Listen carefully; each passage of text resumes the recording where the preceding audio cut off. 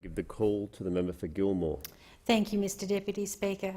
Since 2013, the issue of marriage equality has been of significance in one way or another in Gilmore. I have a number of friends who maintain a same-sex relationship, some of whom have been supportive of the Yes campaign as it evolved, and others who said they didn't need a piece of paper to acknowledge their love for each other.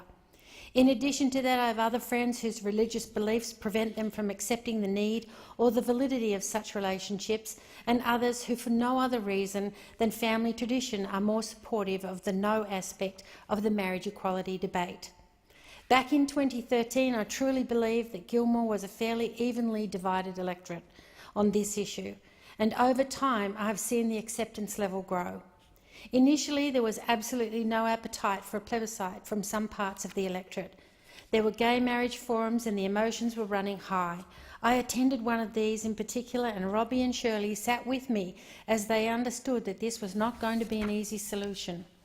They knew of the general community sentiment. They also knew I cared for them in their relationship.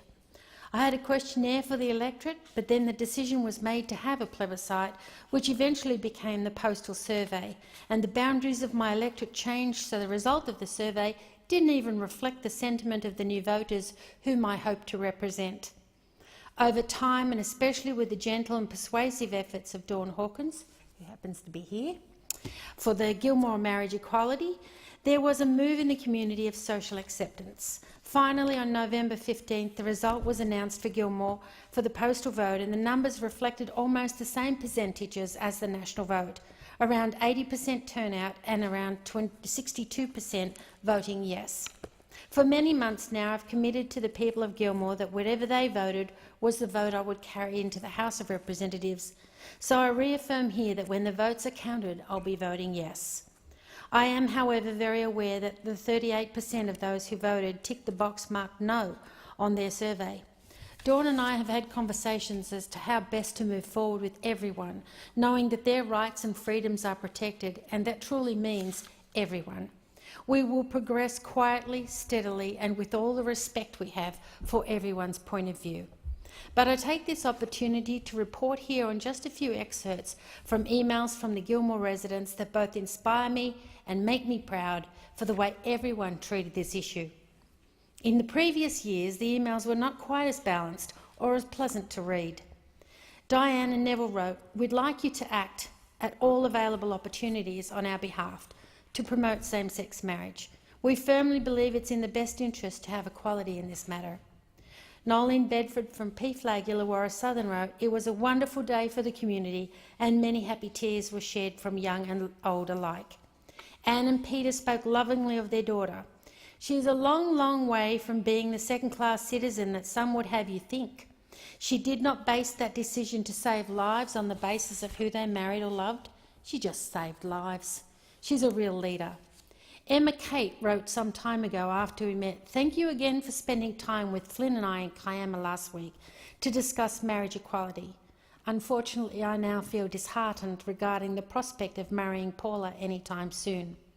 I still feel strongly that we should be able to refer to our lifelong commitment as marriage, rather than an alternative reference that is solely for same-sex commitments. This would make us feel that our relationship is normal, equal and accepted by society. I wish Emma Kate and her partner Paula all the very best, for I'm sure they will get married." Finally, by email over a number of different messages, I learned a little about Kate and her wife Tara.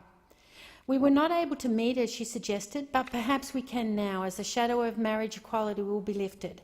But here are some of the words she wrote. Talking of moving forward, I would like to invite you to meet our family, perhaps over lunch one weekend in Bateman's Bay. You can meet a real transgendered individual. You can also meet a real same-sex Catholic couple who are married, genuinely married in body and spirit, and you can meet our children, one who is 15 and ducks of a school for the last 3 years. I actually met this young girl at another function. She really is a star. And their 9-year-old who's in a Second Bay Theatre Players production, and in just over a month would have competed in the South Coast Public Schools Spelling Bee Challenge, and she won it. And their 6-year-old who just started school and is having a good time. "I think you may be surprised," she said, "at not only how normal we are, but more importantly, the contributions we make to our local, secular, faith and professional communities. Kate, I never doubted the incumbency love you all shared. But I must also make mention of the words from the other section of my community. The following is not atypical. We believe first and foremost that marriage must be defined as that between a man and a woman without any alternative for marriage to be marriage. We are also convinced that despite so many failed marriages in society, the traditional marriage setup provides the best environment in which to bring up children. I have to say I'm a little bit concerned about that one, but for their physical and social, mental and spiritual nurture and ongoing development. We're writing to you because we also uphold vigorously the Christian call to stand for which will maintain wisdom and hope for us all. We are grateful to be able to express our opinions in this way and ask you to take these into account when you are called to vote on this crucial piece of legislation. We have a different part of our community that needs to be considered. If you are listening to or reading my words, then you will know that this was a difficult issue for Gilmore as a whole. There have been a number of key influences, and I thank each and every one of them.